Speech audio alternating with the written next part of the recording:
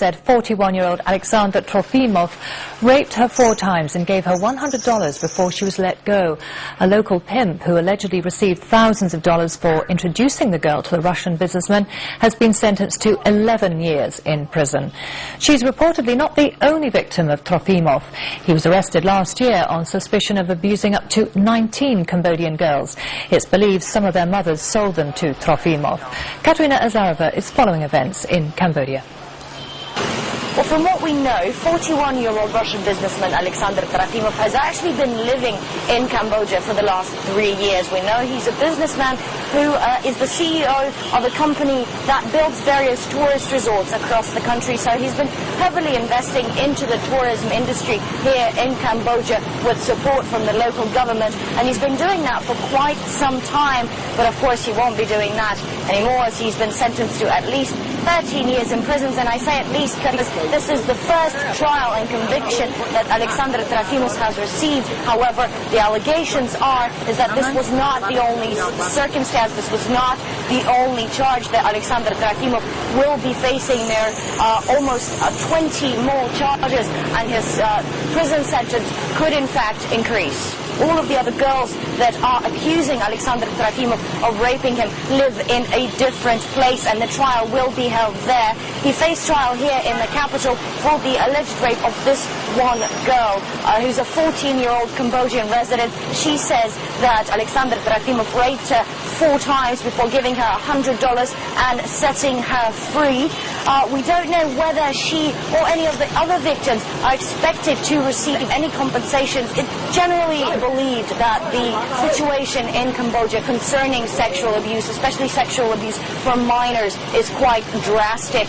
And it is generally known that here in Cambodia, the illegal sex tourism industry is blossoming, and a lot of people do come, especially seeking to engage in any sort of sexual activities with minors. This is not the first child abuse case that Cambodia has seen. Many other foreign tourists were in fact convicted, but this case, one man facing 19 charges, actually already being convicted for one, is Cambodia's biggest case of child abuse. And the situation is quite severe, despite the fact that the Cambodian authorities do seem to be attempting to do something about it. On the back of every single tourist map that we've seen in our very brief time here, there's a big poster saying that sex with children is illegal, that it is a crime punishable by law.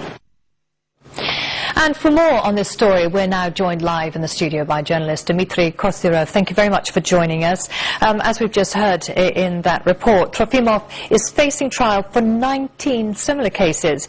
Is he likely to face a prison term for life?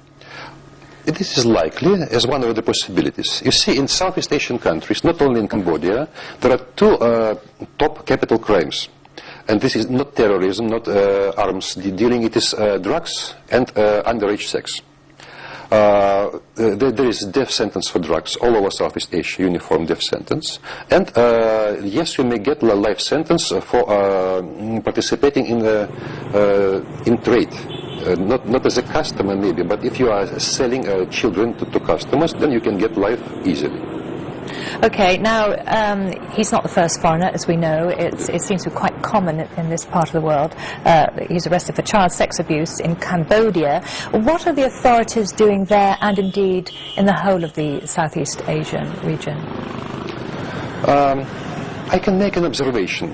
I know very well expat colonies, communities in Thailand, Malaysia, Singapore, other countries. In fact, I'm almost a part of this, of some of these communities. People come there for freedom, for a special lifestyle. There are Russians there, there are Australians, Europeans, and the people who cannot stand the restricted and tight lifestyle in Europe or in America. For we know that in America there is about 2 million prisoners, cameras, and people want to get out of this kind of society, restricted, and to get a place where they feel free. Southeast Asian governments, what they're trying to do, they're trying to show that yes, lifestyle there is much more free than in the West, but there are limits to it. And these limits are drugs and child slavery, especially in sex. And that are trying to showcase to these people that they are welcome there. If they want to live there forever, they can live there as long as they like, but don't touch children and don't touch drugs.